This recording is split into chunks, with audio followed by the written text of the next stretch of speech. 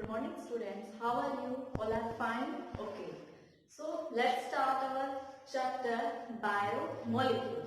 Till now we finished our carbohydrate part and protein part. So our next topic is enzyme. ठीक है, enzyme word के बारे में आपने काफी पढ़ा होगा, काफी जगह आया भी है, तो आज हम इसी को डिटेल में स्टडी करेंगे. What are enzymes? Enzymes are nothing but they are globular protein. Globular protein. अब प्रोटीन के बारे में आप कंप्लीट पढ़ चुके हो, कंप्लीट हम डिस्कस कर चुके हैं कि प्रोटीन क्या है. फाइब्रस प्रोटीन होते हैं, ग्लोबुलर प्रोटीन होते हैं. तो जो ग्लोबुलर प्रोटीन है, जो इस टाइप का था, ग्लोब्यूल के फॉर्म में था, उस टाइप के प्रोटीन को हम क्या बोलते हैं? एंजाइम बोलते हैं. ठीक है, और यही ग्लोबुलर प्रोटीन किसकी तरह काम करते हैं? बायो कैटलिस्ट की तरह. Biocatalyst. ठीक है, तो enzymes are nothing but they are globular protein which act as biocatalyst. अब कैटलिस्ट वर्ड के बारे में आप अच्छी तरह अवेयर हो. कैटलिस्ट क्या होते हैं? अगर देखो कैटलिस्ट दो टाइप के होते हैं, positive catalyst and negative catalyst. और जनरली हम रिएक्शन के पॉजिटिव कैटलिस्ट की बात करते हैं, means which increase the speed of reaction. ठीक है, तो देखो आपको पता है आपका रिएक्टेंट पार्ट है, या मैं एनर्जी प्रोफाइल डायग्राम के थ्रू आपको कैटलिस्ट का फंक्शन समझा रहा हूं. ठीक है, एनर्जी ये आपका रिएक्टेंट है, ये प्रोडक्ट है. This one is a reactant and this one is a product. And you know that कि रिएक्टेंट जो प्रोडक्ट में डायरेक्टली कन्वर्ट नहीं होता है, यहाँ से लिया यहाँ पे कन्वर्ट हो गया, नहीं. उसको सबसे पहले क्या अचीव करना होता है? अपनी ट्रांजिशन स्टेट अचीव करनी होती है. ठीक है, अब ट्रांजिशन स्टेट में जाएगा, अब फिर उसके बाद वो किसमें आएगा? आपका प्रोडक्ट में आएगा. ठीक है, तो यहाँ पे जो एनर्जी है उसको हम क्या बोल देते हैं? Energy of reactant, ER. ठीक है, और ये कौन से स्टेट है आपकी? Transition state. तो जो एनर्जी उसको चाहिए ट्रांजिशन स्टेट अचीव करने के लिए, that energy is known as activation energy. ठीक है, तो अब देखो कैटलिस्ट का काम क्या है. अब कैटलिस्ट क्या कर रहा है कि वो इसके पाथ को ऑल्टर कर देता है, चेंज कर देता है. ठीक है, catalyst is a substance which alter the path of reaction. अब उसको अल्टरनेट पाथ प्रोवाइड करेगा. तो देखो अब जो ट्रांजिशन स्टेट है, एक्टिवेशन, इसने क्या किया? कैटलिस्ट ने एक्टिवेशन एनर्जी को डिक्रीज कर दिया. कैटलिस्ट का फंक्शन क्या है? To decrease the activation energy. तो अब हमारी ट्रांजिशन स्टेट एक्टिवेशन एनर्जी को उसने यहां से कितना कर दिया? इतना डिक्रीज कर दिया. ठीक है, तो देखो रिएक्टेंट में ये प्रोडक्ट में ये एक ये पार्ट था और एक ये पार्ट था, और आपको दिखाई दे रहा है कि इस वाले पार्ट से हम रिएक्टेंट से इजीली कन्वर्ट हो सकते हैं प्रोडक्ट में. ठीक है, तो ये इसकी वजह से हुआ, आपके कैटलिस्ट की वजह से. ठीक है, और अगर इसी तरह का कोई फंक्शन अगर हमारी बॉडी में हो जाए तो that catalyst is known as biocatalyst. तो आपको समझ में आ गया होगा. जनरली अगर हम किसी रिएक्शन की बात करें और उसमें कोई ऐसा सब्सटेंस जो रेट ऑफ रिएक्शन को स्पीड अप कर देता है, हम यहाँ पे याद रखना जनरली हम पॉजिटिव कैटलिस्ट की बात करें, नॉट नेगेटिव कैटलिस्ट. तो that substance which increase the rate of reaction, that is known as catalyst. और अगर यही फंक्शन अगर हमारी बॉडी में हो रहा हो तो that catalyst is known as biocatalyst. ठीक है, अब ये जो बायो कैटलिस्ट है आपको पता है हमारी ह्यूमन बॉडी में होता है. ह्यूमन बॉडी में जो भी कैटलिस्ट की तरह काम करेगा उसको बायो कैटलिस्ट बोलते हैं. ठीक है, अब ये bio catalyst is very specific in nature. It is very specific in nature. ठीक है, बहुत स्पेसिफिक होता है. या पर्टिकुलर आप बोल सकते हो टेम्परेचर, पीएच, इन पर काम करता है ये. बट सब स्पेसिफिक सबस्ट्रेट पे ही एक्ट करेगा. Specific substrate. ठीक है, तो ये बायोकैटलिस्ट की पहचान है। अब देखो स्पेसिफिक सबस्ट्रेट का मतलब क्या है उसी को हम समझते हैं। पहले आप अपना नोट डाउन करो, ठीक है। सो देखो अब हम इस वर्ड का मतलब समझ रहे हैं, स्पेसिफिक सबस्ट्रेट।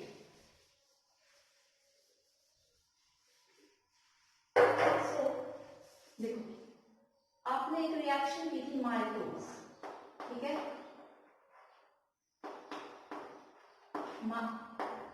माइटोज, ठीक है। आप इसका हाइड्रोलिसिस करवा रहे थे, हाइड्रोलिसिस, और आपको क्या मिल रहा था, 2 मोल्स ऑफ ग्लूकोज, ठीक है। अब देखो ये हाइड्रोलिसिस कराने के लिए आपको एक पर्टिकुलर एंजाइम चाहिए और उस एंजाइम का नाम है माल्टेज, माल्टेज, ठीक है। और ये पहचान है, अगर किसी वर्ड के आगे पीछे सफिक्स में एज लग जाए तो क्या है, एंजाइम है। तो देखो जब आपका सबस्ट्रेट ये है, सबस्ट्रेट ये है, रिएक्टेंट ये है, हाइड्रोलिसिस के लिए आपको इस कैटलिस्ट की प्रेजेंस जरूरी है, तो आपको 2 मॉलिक्यूल्स ऑफ ग्लूकोज मिलेगा, ठीक है। अब देखो सुक्रोज लो आप, ठीक है। एक सेकंड,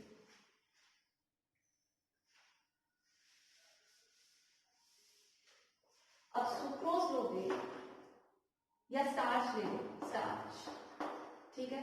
स्टार्च का भी आप हाइड्रोलिसिस कराते हैं तो आपको क्या मिलते हैं, n मोल्स ऑफ ग्लूकोज मिलते हैं। देखो प्रोडक्ट तो वही है, लेकिन क्या आप यहाँ पर सेम माल्टेज एंजाइम यूज कर सकते हो, नहीं कर सकते। यहाँ पे आप माल्टेज यूज नहीं कर सकते। इट मींस इट इज जो एक स्पेसिफिक सबस्ट्रेट पर ही काम करेगा, जो माल्टेज है वो इसी सबस्ट्रेट पे काम करेगा, स्टार्च पे वर्क नहीं करेगा। तो स्पेसिफिक सबस्ट्रेट का मतलब ये, ठीक है। और एक पर्टिकुलर टेम्परेचर, पीएच कंडीशंस वो सब तो चाहिए, तो this is known as enzyme, ठीक है। Note down. So how you define enzyme? So you can say that enzymes are nothing but they are globular protein that are known as biocatalysts which increase the speed of reaction which takes place in our bodies. ठीक है, so that is the definition of enzyme. Now come to the nomenclature part. Nomenclature ऐसा discuss कर चुके हैं। Generally अगर किसी name के पीछे एज हम लगा दें सफिक्स में, तो वो आपका क्या है, एंजाइम। अगर आपको कहीं पर जैसे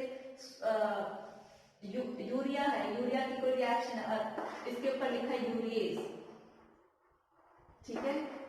यूरिया वगैरह के आप हाइड्रोलिसिस करा रहे हो, पीछे क्या लिखा है, यूरिएज। तो एज क्या इंडिकेट करता है कि इस रिएक्शन ये क्या है आपका एंजाइम। जैसे हमने माल्टोज कर देखा था, माल्टोज का कन्वर्ट हो रहा था 2 मोल ऑफ ग्लूकोज में, यहाँ पे हमने क्या किया था, माल्टेज।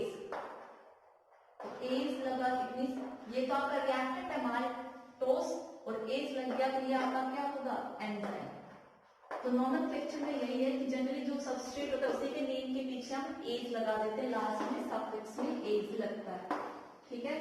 तो this is about the nomenclature of enzyme. So students, our next topic is composition of enzyme. Means enzyme किससे मिलके बने। तो देखो अभी टिल नाउ आपने क्या देखा, enzymes are nothing but they are the globular protein, globular protein enzyme, ठीक है। बट कुछ केसेस में देखा गया कि प्रोटीन जो है, प्रोटीन के साथ साथ एक नॉन प्रोटीन पार्ट भी अटैच होता है, ठीक है। ये देखा गया प्रोटीन पार्ट के साथ साथ एक नॉन प्रोटीन पार्ट भी कुछ केसेस में नेसेसरी रिक्वायर चाहिए फॉर द बायोलॉजिकल एक्टिविटी, ठीक है। अगर उस नॉन प्रोटीन पार्ट की प्रेजेंस नहीं होगी तो आपका एंजाइम प्रॉपर फंक्शन नहीं कर पाएगा। तो जनरली आप बोल सकते हो ग्लोबुलर प्रोटीन या प्रोटीन पार्ट के साथ साथ आपका एक नॉन प्रोटीन पार्ट भी अटैच होता है, नॉन प्रोटीन पार्ट, जनरली कुछ केसेस में नॉन प्रोटीन पार्ट रिक्वायर्ड नहीं होता, बट जिनके लिए चाहिए, क्यों चाहिए? क्योंकि वो अगर उसकी प्रेजेंस नहीं होगी तो वो एंजाइम अपना प्रॉपर फंक्शन नहीं कर पाएगा। और उसी नॉन प्रोटीन पार्ट को हम क्या बोलते हैं? कोफैक्टर बोलते हैं। That part is known as cofactor. तो आपको पता होना चाहिए व्हाट इज कोफैक्टर। काफी बार 1 मार्क में डेफिनेशन पूछी जाती है। तो एंजाइम में प्रोटीन पार्ट के साथ जो नॉन प्रोटीन पार्ट होता है, that non protein part is known as cofactor. अब देखो, अब हम डिटेल स्टडी करेंगे कोफैक्टर क्या होता है, ठीक है।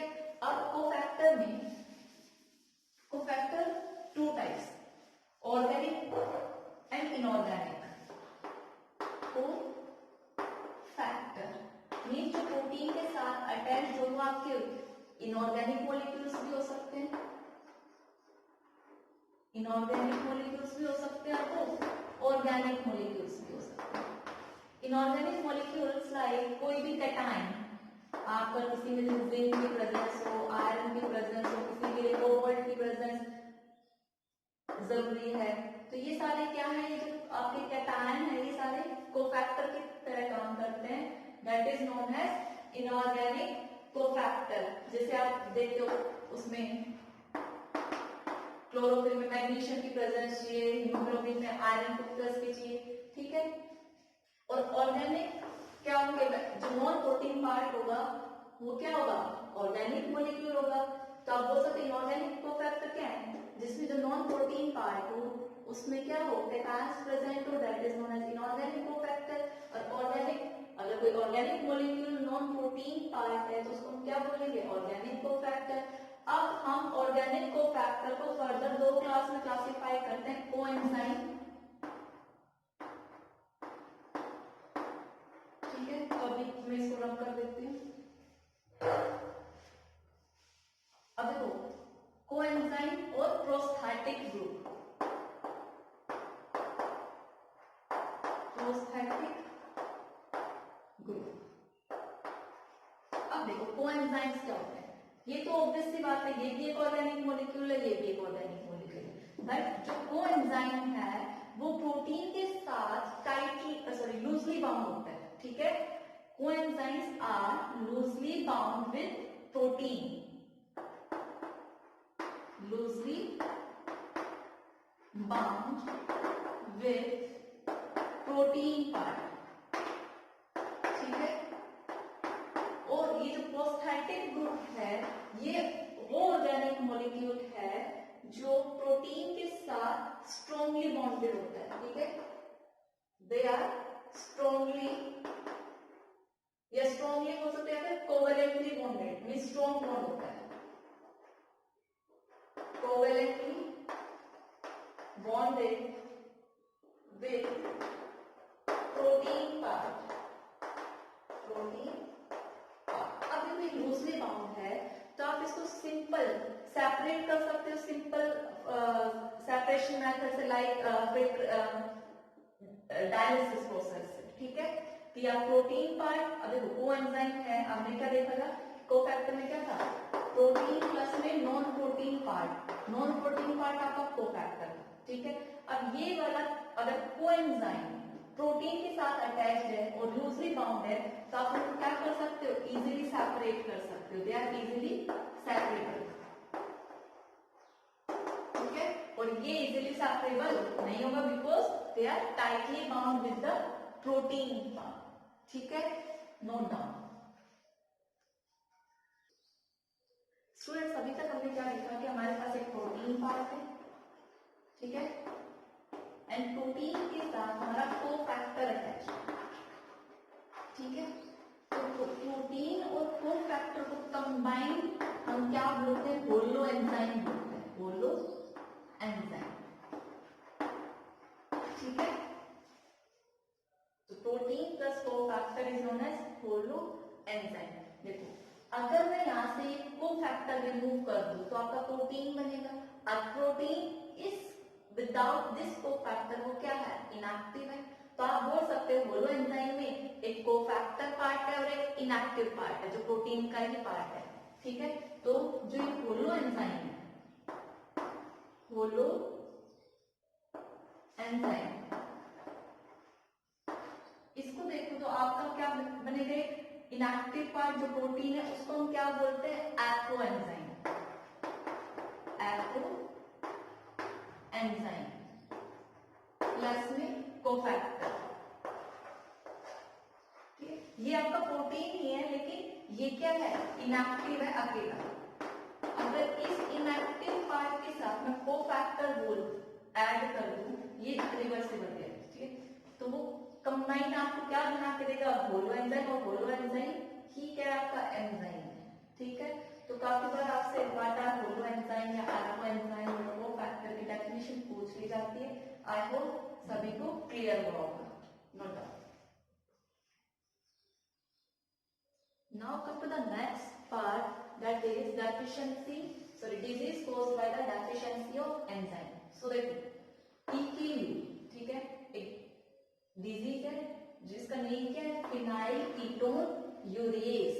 ये किसकी डेफिशिएंसी से होती है, यहाँ पे इस एंजाइम की डेफिशिएंसी से होती है, फिनाइल एलेनिन हाइड्रोक्सिलेज। ठीक है, अब देखो एज लग रहा है तो आप हर एक जनरली आप देखोगे हर एक एंजाइम के पीछे एज लगता है। ठीक है, नेक्स्ट आपकी है डिजीज एल्बिनिज्म। ठीक है, एल्बिनिज्म होता है बाय द डेफिशिएंसी ऑफ ट्रायोसिनेज। देखो इसमें क्या होता है, ट्रायोसिनेज की अगर आपको डेफिशिएंसी हो गई तो क्या होगा, ट्रायोसिनेज जो आपका मेलानिन पिगमेंट है, ठीक है, मेलानिन आपका एक पिगमेंट, ठीक है, पिगमेंट जो किसके लिए रेस्पॉन्सिबल होता है, आपका जो स्किन का कलर है, हेयर का कलर है, इसके लिए रेस्पॉन्सिबल है। ठीक है, रेस्पॉन्सिबल फॉर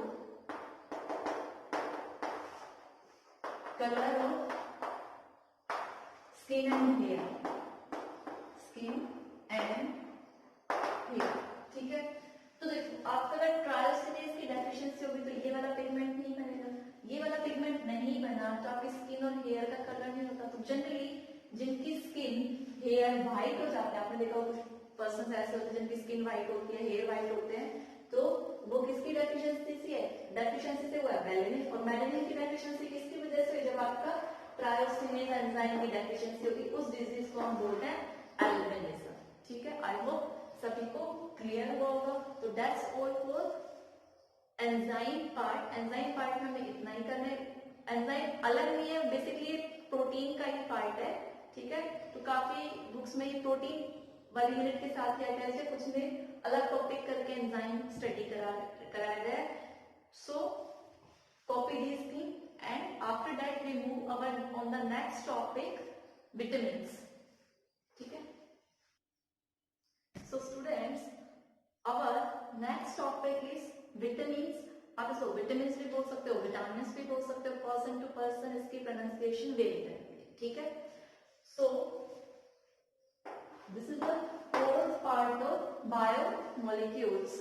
अब देखो विटामिन्स दो वर्ड से बना है, विटा और अमीन्स। विटा वर्ड का मतलब होता है नेसेसरी, ठीक है, जो बहुत ज्यादा जरूरी है। देखो आप सभी के पेरेंट्स बोलते होंगे बेटा दूध पी लो, दही खा लो, या मैं ये पालक की सब्जी खानी चाहिए, और हम लोग ज्यादा नखरे दिखाते हैं। तो आपके पेरेंट्स क्यों फोर्स करते हैं आप पे कि आपको ये चीजें खानी चाहिए, बोलते हैं इसमें ये वाली विटामिन है, इसमें ये विटामिन है, ये खाओ वो खाओ। ठीक है, आप भी परेशान होते हो, क्या मम्मी दूध पिलाती रहती है, हमें नहीं पीना, ये नहीं करना, वो नहीं करना। बट आज के बाद आपको पता लग जाएगा कि विटामिन हमारी बॉडी के लिए कितना नेसेसरी है। तो देखो नेसेसरी है क्यों, देखो कुछ बायोमोलिक्यूल्स जैसे लाइक इनके अलावा जैसे आप कार्बोहाइड्रेट्स है, प्रोटीन है, ये सारे हमारी बॉडी सिंथेसाइज कर लेती है। बट इनके अलावा कुछ ऑर्गेनिक कंपाउंड्स है जो हमारी बॉडी सिंथेसाइज नहीं कर सकती। That organic compounds are known as biomolecules. अब ये वाले पार्ट अगर आपकी बॉडी में नहीं होंगे, दैट मींस आपको कहां से लेने पड़ेंगे, अपने डाइट के थ्रू लेने पड़ेंगे। ठीक है, अब बोलोगे हम तो नहीं लेते, क्यों नहीं लोगे, क्योंकि जरूरी क्या है लेने की, नहीं बन रहे तो नहीं बन रहे। लेकिन जो आपकी बॉडी फंक्शन करती है उनकी बायोलॉजिकल एक्टिविटी के लिए विटामिन की प्रेजेंस होना जरूरी है। ठीक है, तो इसीलिए इनको क्या बोला गया है, नेसेसरी रिक्वायर्ड है, आपको डाइट के थ्रू इनका इंटेक करना पड़ेगा for the better biological activity, biological functions जो आपकी बॉडी परफॉर्म करती है। ठीक है। सो आप बोल सकते हो कि vitamin are that organic compounds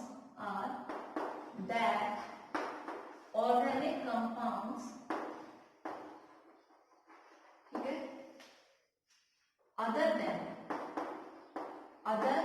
than carbohydrates,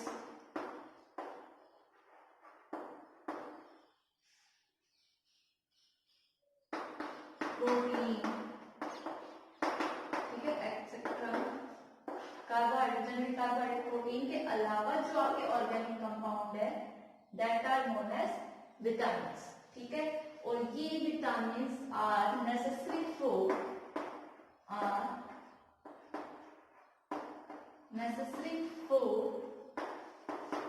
biological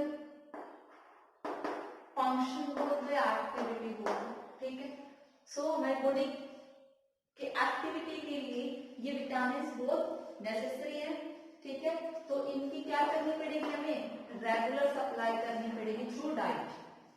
so regular supply through diet.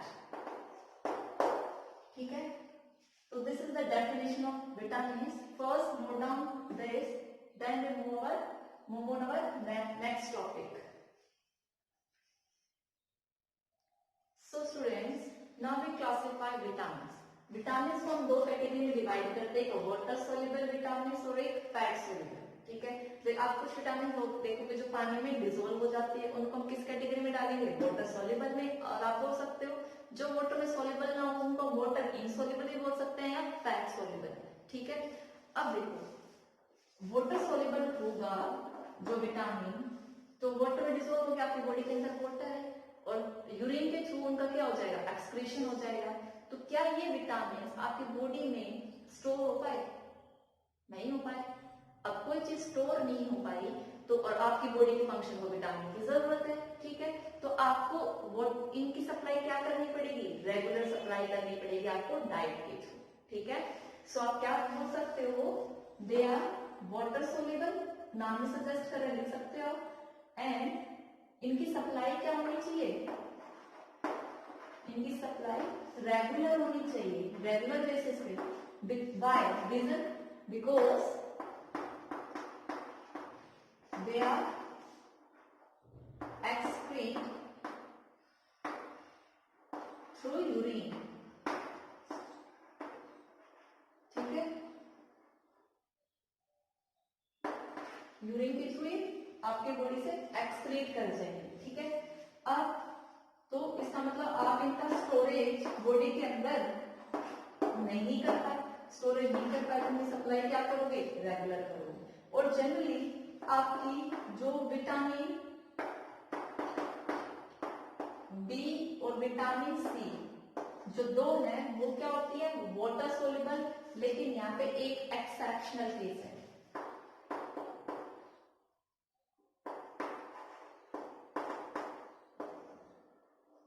कोई बता सकता है एक्सेप्शनल केस क्या है। एक्सेप्शनल केस आपका क्या है, विटामिन B12।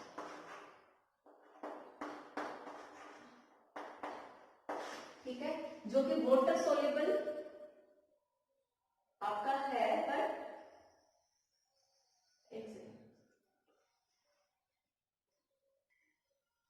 सो आपके जो विटामिन B12 है ये एक्सेप्शनल केस है, वो वाटर सोल्यूबल नहीं है। क्योंकि मैंने यहाँ जनरली बोला vitamin B and C are water soluble, but vitamin जो B12 है, ठीक है, वो क्या है, वाटर इनसोल्यूबल है। अब देखो फैट सोल्यूबल क्या होंगे, जो पानी में डिसॉल्व ना हो। अब पानी में होगा तो उनका एक्सक्रीशन यूरिन के थ्रू नहीं होगा। इट मींस इनकी ये बॉडी के अंदर क्या हो सकते हैं, आपके स्टोर हो सकते हैं। अगर आप रेगुलर सप्लाई काफी दिन तक इनकी ना हो डाइट के थ्रू, तब ये क्या हो जाएगा, आपका काम चल जाएगा। ठीक है, डेली बेसिस पे रिक्वायर्ड नहीं है। और इसमें आपके एग्जाम्पल देखिए कौन कौन से विटामिन आते हैं। तो आपके जनरली विटामिन ए, बी, के एंड विटामिन ई। ठीक है, so note down this thing.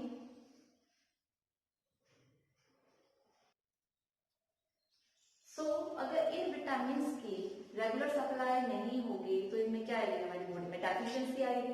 अब डेफिशिएंसी से कोई अगर बॉडी प्रॉपर फंक्शन नहीं करेगी तो कुछ ना कुछ लॉस होगा, कुछ ना कुछ डिजीज होंगी आपको। तो हम ये देखते हैं कि किस विटामिन से कौन से डिजीज होगी। वैसे तो आपको ये टेबल एनसीईआरटी में या किसी और बुक में जिसमें विटामिन चैप्टर होगा आपको फुल डिटेल मिलेगी, आप रीड तो वहीं से करेंगे, बट मैं आपको एक जनरल आइडिया दे रही हूँ कि कौन कौन से डिजीज हो सकती है। यहाँ से ऑब्जेक्टिव क्वेश्चन में पूछे जाने की काफी पॉसिबिलिटी है, तो आपको वो टेबल एक बार एनसीईआरटी से जरूर लर्न करनी है, ठीक है। अब देखो विटामिन बी और विटामिन सी आपने जनरली लोअर क्लासेस में पढ़ा था। जैसे विटामिन हम किसकी देखें, विटामिन बताओ, अगर विटामिन B1 की कमी होगी तो आपका क्या होता है, आपने सुना होगा ना बेरी डिजीज होती है। विटामिन B1 की कमी से क्या होती है आपकी बेरी, ठीक है। विटामिन B12 की वजह से क्या होगा बताओ, आपका जो हीमोग्लोबिन है HB है उसकी क्या आएगी, कमी आएगी, ठीक है। वहीं पर विटामिन सी की अगर कमी हो, अगर विटामिन सी की कमी होगी क्या होता है, सुना था ना बचपन में पढ़ा था स्कर्वी, ठीक है। मींस गम्स में टिप में ब्लीडिंग, गम्स ब्लीडिंग जिनको बोलते हैं वो विटामिन सी की कमी से होगी, ठीक है। तो ये थे आपके जनरल वाटर सोल्यूबल, ठीक है। वहीं पे अगर हम फैट सोल्यूबल वालों की बात करें तो हम इसी क्राइटेरिया में याद रखते हैं ADE के, ठीक है। ऐसे याद रखना फैट सोल्यूबल कौन से, ADE के विटामिन आर फैट सोल्यूबल। अब देखो आपको पता है अगर विटामिन ए की कमी हो जाए तो क्या होती है, बचपन से रटते हुए आ रहे हो, नाइट ब्लाइंडनेस, नाइट ब्लाइंडनेस, ठीक है। अब बताओ अगर विटामिन डी की कमी हो जाए तो कौन सी डिजीज होगी, आपको सुना होगा आपने, कौन सा, रिकेट्स। रिकेट्स में क्या होता है आपका बेंडिंग ऑफ बोन्स, वो किसकी वजह से होती है आपकी विटामिन डी की वजह से, ठीक है। पहले ये कर लो फिर मैं आपको विटामिन ई और के बारे में बताती हूँ, पहले जल्दी कॉपी करो। तो स्टूडेंट अपन स्टडी करते हैं विटामिन ई। विटामिन ई को जनरली ब्यूटी विटामिन के नाम से भी जाना जाता है, किस नाम से, ब्यूटी विटामिन, ठीक है। अब गर्ल्स का जनरली फेवरेट होता है, किस लिए, जनरली क्रीम्स वगैरह में आपने देखा होगा जो स्किन ब्यूटी वगैरह है उनमें कौन से विटामिन क्रीम्स में कौन सा विटामिन ऐड किया जाता है, विटामिन ई। तो समझ गए होंगे डेफिशिएंसी किसमें आएगी, ठीक है। और आपका विटामिन के, बताओ विटामिन के की कमी से क्या होता है, सोचो, पढ़ा हुआ है। विटामिन के जनरली किसमें काम आता है, ब्लड क्लॉटिंग आपने सुनी होगी, ठीक है। आपकी ब्लीडिंग होती है तो ब्लड क्लॉट बनता है, तो उस ब्लड क्लॉटिंग में विटामिन के का बड़ा रोल है, ठीक है। तभी आपका ब्लड इकट्ठा होता है, आपकी ब्लीडिंग स्टॉप हो जाती है। अगर विटामिन के नहीं होगा तो जो ब्लड क्लॉटिंग हुई है आपकी, ब्लड क्लॉटिंग, उसका जो टाइम पीरियड है, टाइम पीरियड वो इंक्रीज हो जाएगा। मींस आपको पहले सपोज को ब्लड क्लॉटिंग 1 मिनट में होगा, ठीक है। और अगर आपकी विटामिन के नहीं हुई आपकी बॉडी में डेफिशिएंसी पाई गई तो हो सकता है वो ब्लड क्लॉटिंग 5 मिनट 10 मिनट में हो, ठीक है। बट इतने टाइम में क्या हो जाएगा, आपका ब्लड लॉस हो जाएगा, ठीक है। तो आपने देखा होगा हर एक विटामिन की हमारे बॉडी में बहुत ज्यादा इंपॉर्टेंस है, ठीक है। मैंने आपको जस्ट जनरल छोटे छोटे पॉइंट्स बताए, आपको डिटेल के लिए एनसीईआरटी में आपको फुल टेबल दी गई है, आप उसे स्टडी कर सकते हो। So that's all for vitamin part. Vitamin में हमें इतना ही कंप्लीट करना था। तो विटामिन के साथ साथ हम बायोमोलिक्यूल्स का 4th पार्ट कंप्लीट कवर कर चुके हैं। हमारा एक पार्ट बचता है विद बायोमोलिक्यूल्स में, न्यूक्लिक एसिड, जो हम अपने नेक्स्ट लेक्चर में डिस्कस करेंगे। So thank you, have a nice